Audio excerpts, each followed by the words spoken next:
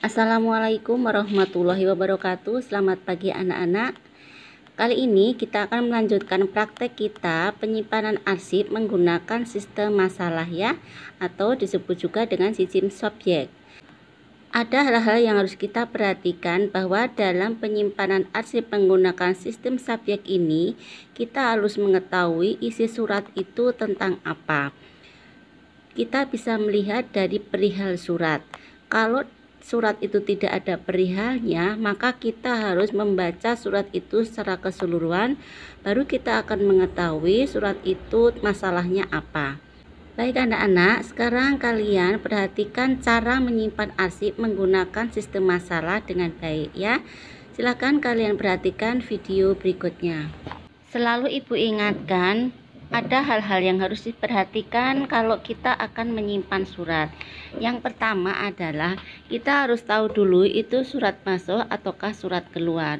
Surat masuk ditandai dengan kop surat itu berasal dari perusahaan lain ataupun nama orang lain yang tertuju kepada perusahaan kita.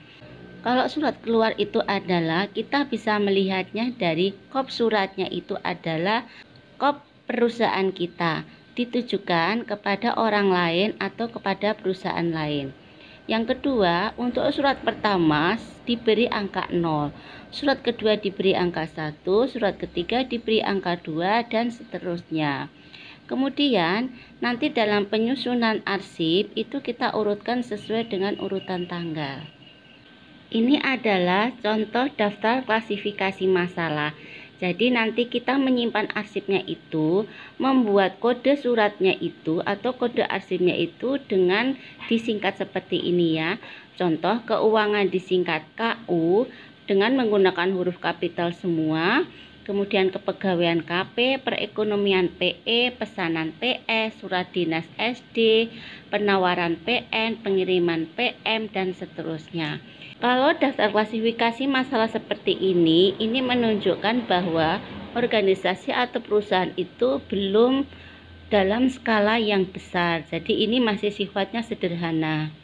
Ini contoh daftar klasifikasi yang lebih rinci lagi ya, yaitu dengan menggunakan rincian-rincian yang akan kita masukkan ke dalam kode arsip tersebut. Ini juga bisa diurai lagi, misalkan ya, ini pokok masalahnya adalah keuangan, maka submasalah atau lajur pembantunya adalah A1 upah dan gaji, 2 pajak, 3 kredit, 4 pembelian, 5 utang, 6 piutang. Misalnya submasalahnya ini adalah upah dan gaji, maka kita akan membuat sub masalahnya, yaitu 1. Upah lembur, gaji bulanan, gaji mingguan, gaji harian, dan sebagainya. Kalau misalnya sub masalahnya ini adalah pajak, maka kita akan membuat sub masalahnya, yaitu pajak tahunan, pajak bulanan, pajak bumi bangunan, pajak pertambahan nilai, pajak barang mewah, dan sebagainya. Ini cara mengarsip surat menggunakan sistem pokok masalah. Yang harus kalian ingat bahwa untuk laji ini adalah pokok masalahnya. Kemudian untuk guide-nya ini adalah sub masalahnya, dan untuk foldernya ini adalah sub masalahnya. Sekarang contoh lacinya itu adalah keuangan ya.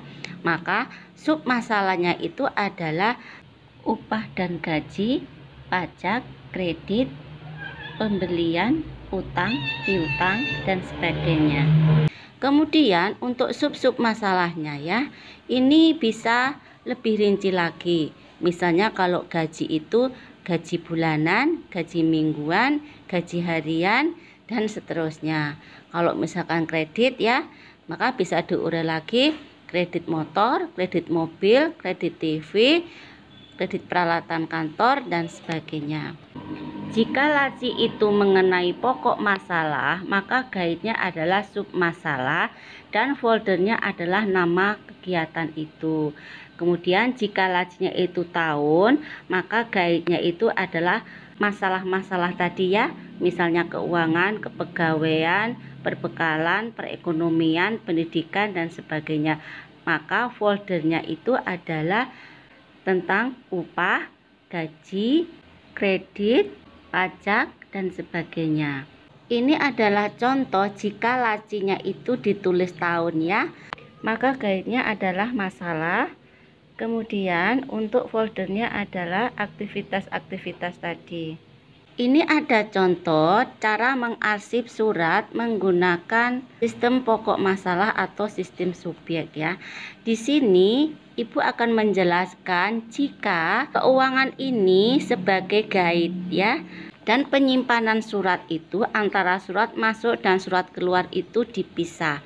Maka cara menyimpannya adalah untuk guide yang biru ini adalah di belakangnya memuat surat-surat masuk. Maka kita berikan kode untuk surat-suratnya sebagai berikut. 0 garis miring M garis miring KU garis miring 2 garis miring 20. Ini artinya surat masuk yang pertama itu diberi kode 0, surat masuk yang kedua diberi angka 1, surat masuk yang ketiga beri angka 2, surat masuk yang keempat diberi angka 3, dan seterusnya. Jadi ini memuat semua surat-surat masuk. Kemudian untuk guide yang berwarna merah atau pink ini ya, ini memuat semua surat-surat keluar tentang keuangan. Kita lihat di sini. Ini kode 0 garis miring K strip KU garis miring Romawi 2 garis miring 20. Ini menunjukkan bahwa ini adalah surat pertama dari surat keluar tentang keuangan pada bulan Februari tahun 2020. Kemudian yang berikutnya ini adalah surat yang kedua, surat keluar tentang keuangan pada bulan Februari tahun 2020 dan seterusnya ya. Jadi kalau penyimpanan seperti ini berarti surat masuk dan surat keluar dipisah. Kalian perhatikan di sini, ini adalah penyimpanan surat dicampur antara surat masuk dan surat keluar. Ini tentang keuangan ya. Kalian perhatikan untuk surat pertama itu kita beri kode 0 garis miring K strip KU garis miring Romawi 2 garis miring 2020. Artinya ini adalah surat pertama, surat keluar tentang keuangan pada bulan Februari tahun 2020. Untuk surat yang kedua kita beri angka 1 garis miring M, ini surat masuk, strip keuangan garis miring 2 garis miring 20. Ini artinya ini surat yang kedua, suratnya masuk tentang keuangan pada bulan Februari tahun 2020. Surat yang ketiga ini surat masuk, surat yang keempat ini adalah surat keluar. Jadi dicampur seperti itu, tetapi nomornya adalah berurutan. Ini ada 5 surat, silahkan kalian buat kode arsipnya menggunakan sistem masalah. Kemudian untuk daftar klasifikasinya sudah Ibu siapkan di sini. Ini sifatnya lebih sederhana ya, karena kalian baru pertama kali praktek. Untuk praktek berikutnya nanti akan Ibu berikan daftar klasifikasi masalah yang lebih rinci lagi. Baik anak-anak, demikian tadi materi yang Ibu sampaikan tentang penyimpanan arsip menggunakan sistem subjek atau pokok masalah.